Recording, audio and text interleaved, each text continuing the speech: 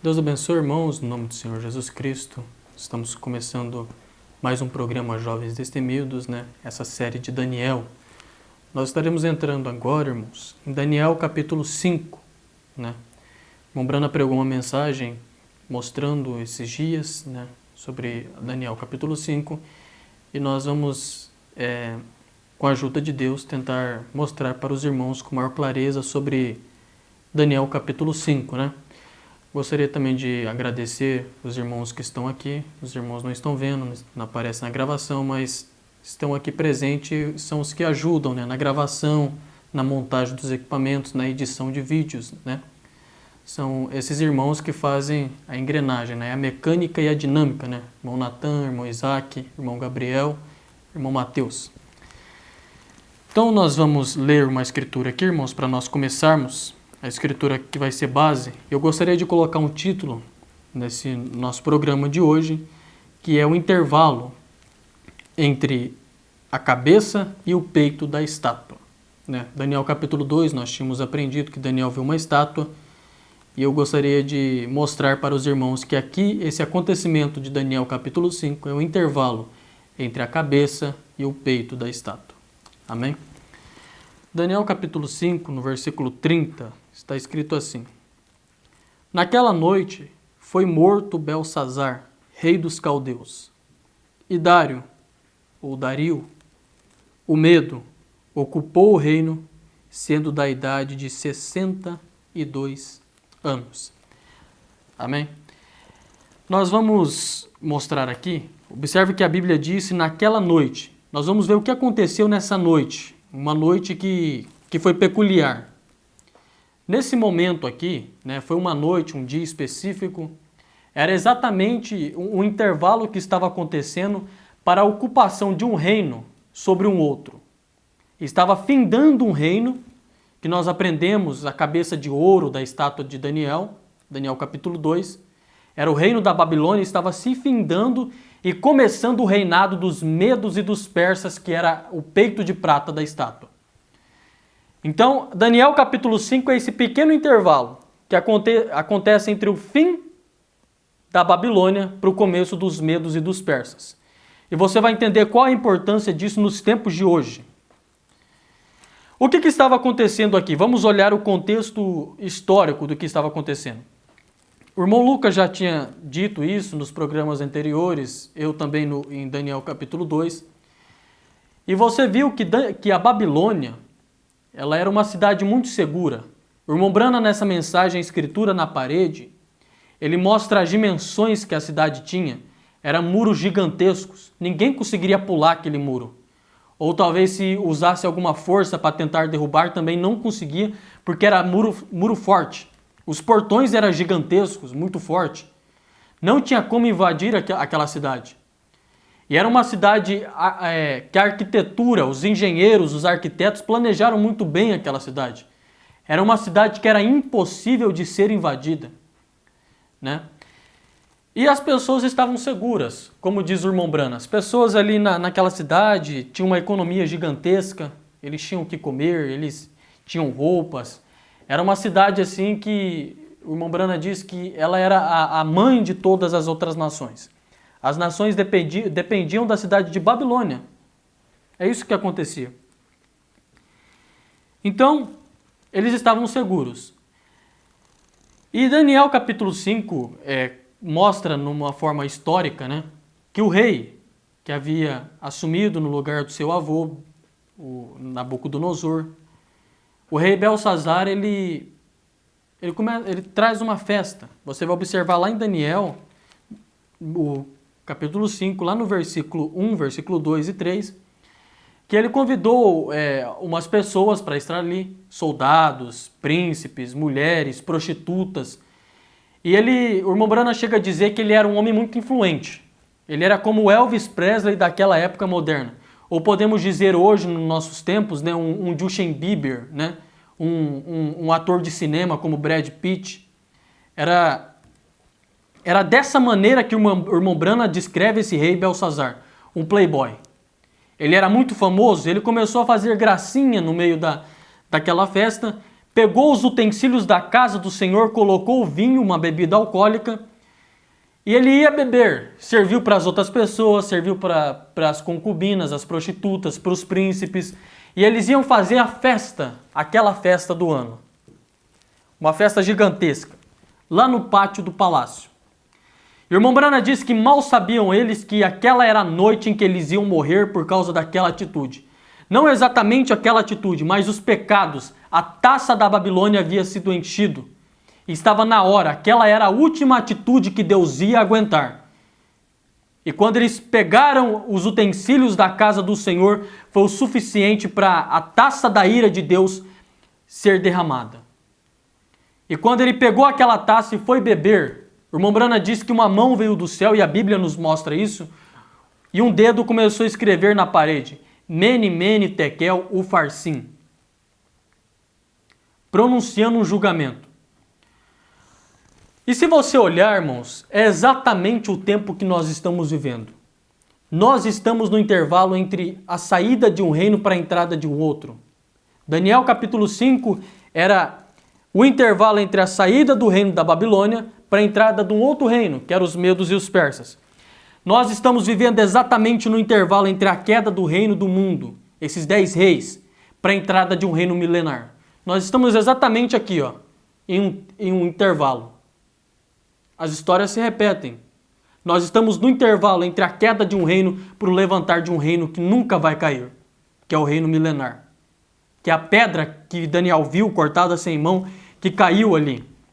Mas observe os acontecimentos que está acontecendo aqui em Daniel capítulo 5. Observa que Deus estava pronunciando um julgamento, e ele escreveu, o profeta diz aqui, eu gostaria de ler aqui a mensagem, a escritura na parede, e observa aqui o que o irmão Brana nos diz. O Brana diz assim no parágrafo 49. Observe isso aqui. Eu quero que você note. Ela escreveu no reboque, a mão escreveu bem no reboque da parede. Ela escreveu no reboque. Agora, talvez os castiçais estavam distantes das decorações cintilantes deles, onde estavam tendo o moderno rock and roll deles. E as luzes tremulavam contra a parede. Então aquela parede, o irmão Brana está nos dizendo aqui, era uma parede bem iluminada. Ali os castiçais iluminavam bem aquela parede. O irmão Brana diz assim, Deus não faz as coisas pelos cantos. É bem embaixo das luzes, onde Deus fala e move. De modo que sua escritura sobrenatural estava no reboque da parede, à vista de todos eles. Quando aquela mão escreveu Mene, Mene, Tekel, Ufarsim, uma língua celestial, que o irmão Brana nos diz, era uma língua estranha para eles. O rei ficou desesperado, não sabia o que fazer, né? Eu vou ler aqui a escritura para vocês entenderem isso. Quando a mão apareceu e escreveu, lá no versículo 6, olha como que o rei se comportou. Mudou-se então o semblante do rei. Os seus pensamentos o turbaram. As juntas dos seus lombos se relaxaram, ou seja, a carne saiu do osso, né? E os seus joelhos batiam um no outro. O rei estava com tanto medo daquela mão que estava sendo escrita, eles não entendiam, era uma língua celestial, uma língua estranha. Aí você diz, irmão Jonatas, o que isso tem a ver com os tempos de hoje? Eu vou dizer uma coisa para você, uma língua celestial desceu do céu mais uma vez e pronunciou um julgamento. Em 1964, aconteceu um terremoto na costa do Alasca, afundando parte do Alasca, pronunciando um julgamento. Uma mão celestial desceu. Você diz assim, mas não apareceu para todo mundo. Em 1963, desceu um anjo do céu. Jesus Cristo apareceu com o seu rosto em 1963 e mostrou lá no céu, onde todas as luzes mostravam. Estava à vista de todos. Veja, irmão, veja como que essa Bíblia ela é perfeita, como as coisas se repetem. Novamente, Deus se mostrou presente nessa era, no intervalo entre a queda do reino do mundo para o reino milenar. Eu espero que os irmãos estejam entendendo isso que nós estamos trazendo aqui. Nós estamos vivendo exatamente no intervalo entre a queda de um reino e o levantar de um outro. E esse rei, ele olhou e começou a se turbar os seus pensamentos, e ele não sabia o que fazer. E quem foi chamado para interpretar a língua celestial? Quem foi chamado? Quem a Bíblia diz que foi chamado para interpretar a língua celestial? Um profeta. Um profeta estava na terra naqueles tempos. Eles não estavam se importando com Daniel. Aquele rei não conhecia Daniel. Nem sabia quem era Daniel, não sabia da história dele. Não se importava com Daniel. E lá estava aquele rei festejando como o mundo está hoje. Todos eles estão festejando e não sabem que Deus enviou um profeta nessa era. As igrejas estão abrindo igrejas mais bonitas do que a outra, fazendo festa para atrair os crentes. O mundo, a política está caindo aos pedaços. E ninguém sabe que Deus enviou uma solução para esse tempo, para interpretar essas coisas estranhas que estão acontecendo. Deus enviou um profeta para essa era, o irmão Branham. E naqueles tempos eles estavam ali festejando, e quando aquela linguagem estranha foi escrita, ele começou a chamar, vou chamar o Papa. O irmão Branham diz, vou chamar aqui o teólogo, vou chamar o pastor que sabe. Mas mal sabiam eles que tinha um profeta. Me diga, irmão, se não é exatamente o tempo que nós estamos vivendo.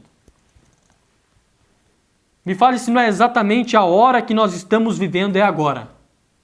Deus pronunciou um julgamento, uma linguagem celestial veio, é o que está acontecendo agora. As coisas estão acontecendo debaixo da profecia do irmão Branham, mas e as pessoas? Eles estão preocupados em ir lá e pagar o dízimo para o pastor, estão preocupados no que o pastor está falando, aí o pastor fala, vamos orar pela nação, quando a própria Bíblia condenou uma nação pecadora. Você não tem que orar pela nação, você tem que orar pelo povo de Deus, pela noiva do Senhor Jesus Cristo. E as pessoas estão todas enganadas, buscando por pastores, por mestres, mas mal eles sabem que Deus enviou uma mensagem sobrenatural nesse tempo. Irmão Branham, aqui você vai observar nessa mensagem aqui, a escritura na parede, que o irmão Branham profetizou o julgamento. Essa mensagem é escritura na parede nesses tempos agora. A própria mensagem escritura na parede é a mão celestial que está escrevendo o tempo de julgamento nesse tempo. Você vai observar isso aqui, observe, eu vou ler bem aqui um parágrafo aqui.